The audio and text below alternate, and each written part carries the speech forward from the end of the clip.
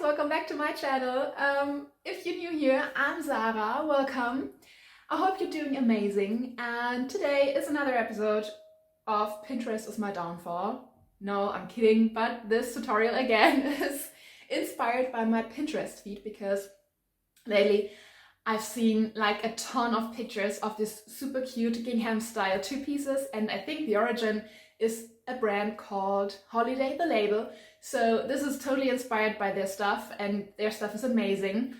So yeah, I don't know what haters gonna say. They will say this looks like a pyjama in the end, but I don't care. I won't let this negativity kill my vibe because I'm here for it. I'm here for this two-piece set, and if you're a sewing beginner, this is like perfect for you because you can definitely rock this.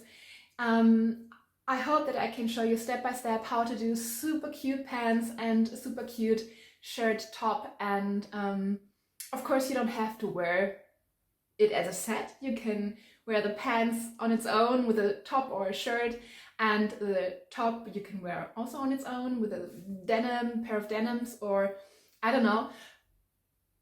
But I think that I will wear this as a set with Vans or Doc Martens and denim jackets because I think it's so cute, and it's like so perfect for summer and spring. And yes, so this is it. I don't have any more to say except for, if you haven't already subscribed to my channel, I'd really appreciate it if you do. And now have fun with the tutorial, and I'll talk to you soon. Okay, I know I used real pyjama pants for mapping out my pattern, but okay, let's just ignore that. And since these are my boyfriend's pyjama pants and his butt is a handful and my butt is more handful, I added 3 centimeters all around in total. If your pants you're using as guidance fit you well, you just have to add seam allowance. But yeah, I wanted to have a nice loose fit with my pants, and so yeah, I added 3 centimeters, and my front pattern was finished. And after that, I traced my front pattern onto another piece of parchment paper and just added a couple more centimeters on the top because usually pants are a bit more longer in the back than they're in the front to cover your butt. And so yeah, I in total added a bit allowance for the waistband and then a couple of centimeters to make sure that my butt will be decently covered in the end. And just a little side note for my sweet sewing beginners: if you're using a non-stretchy fabric, you want to make sure that the pants you use as guidance for your pattern are also not stretchy, and vice versa.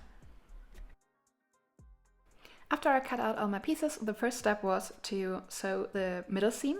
So I took my front pieces, laid them right sides kissing, and clipped with my super handy and convenient fabric clamps. Yeah, everything in place, and after that I just went in with a straight stitch and stitched everything in place.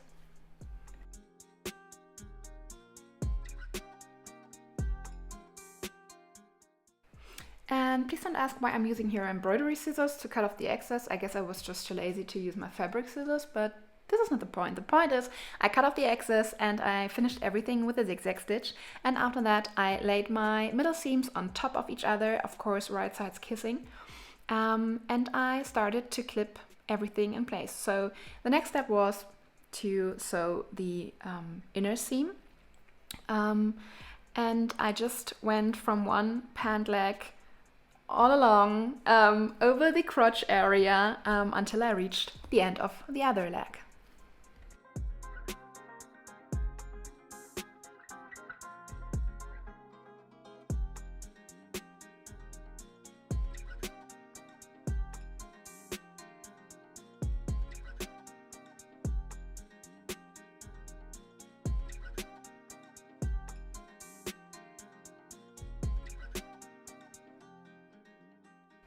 And then the next step was to just sew the outer seams. And this is quite self-explanatory, I guess. I just clipped everything in place, as you can see here, right sides facing, and sewed everything together with a straight stitch.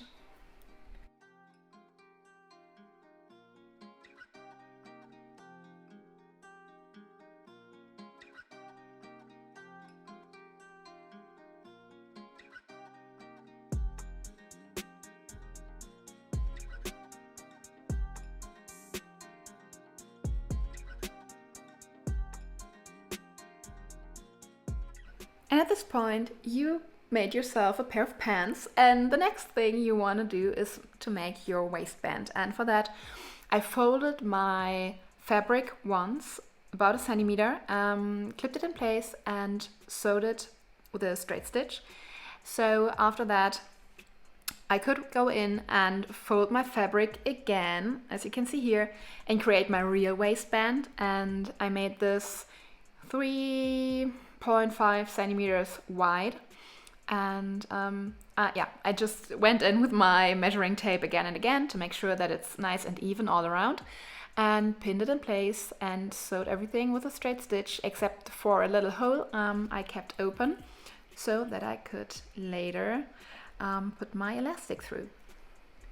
After that, I tried my pants on to see how long my elastic has to be to fit me nice and snug around my waist. And after that, I used safety pin and pushed my elastic through my waistband. And after that, I just took the ends and sewed them with a zigzag stitch together.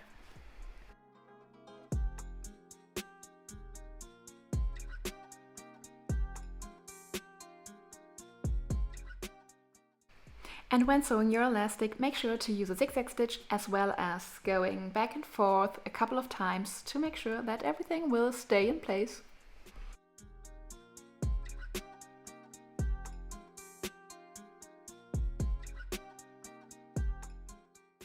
And then all that was left to do was to finish off the hole in my waistband as well as to hem my pant legs. And that's it for the pants.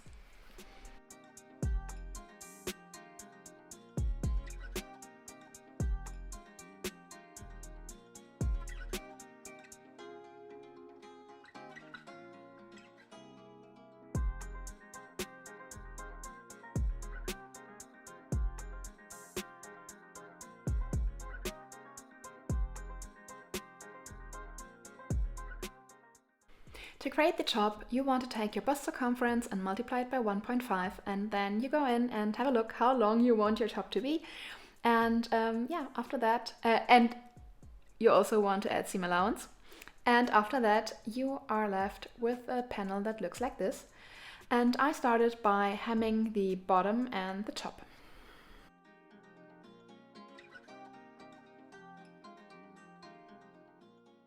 And since I wanted to go for a little ruched effect on the bottom and the top of my shirt, I marked 3 centimeters on the top of my shirt and around 5 centimeters on the bottom. And then I went in and cut my elastic into pieces that fit me very snug around my waist, my bust area. Because in this video I'm not using the elastic thread method to shirr my top, I'm using these elastic pieces, and I'm sewing them on top of my fabric. And for that I also marked the middle of my elastics, and I pinned them where I marked the middle of my fabric, as you can see here.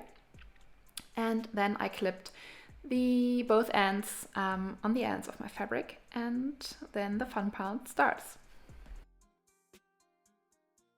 To shirr your fabric with this method, you basically want to pull your elastic and then sew it in place. But first, you want to fix the elastic to the fabric by going back and forth a couple of times, and then pull the elastic and sew it in place with a zigzag stitch. And I worked here in 2 sections, from one end to the middle point, and then from the middle point to the other end. And yeah, that worked very well for me. And I highly recommend this method because I think it's very easy and very fast, actually. And for you, as an information, I left 2 centimeters between each elastic. And I think the finished result is very cute, and yeah, that's it for this method.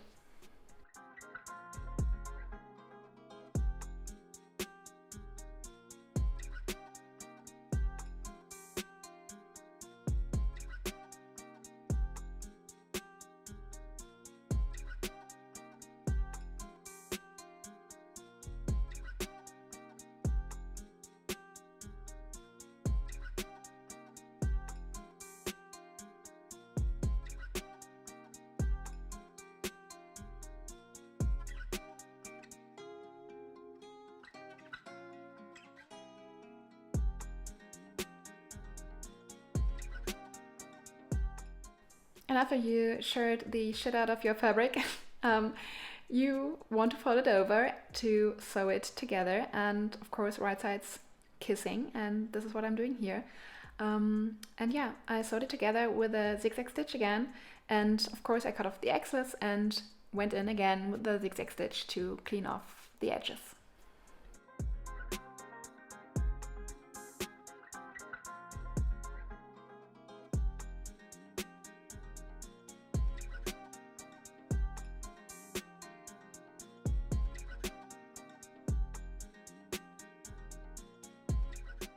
And for my straps, I also wanted to have shirt straps, and here I'm taking my measurements, and this is basically the measurement for the elastic, because again, your fabric needs to be 1.5 times longer than your strap will be in the end, if that makes sense. And here I'm counting. I don't know, this was really hard for me to figure out, although it's very easy actually. However, it was late in the day, so excuse my confused facial expressions.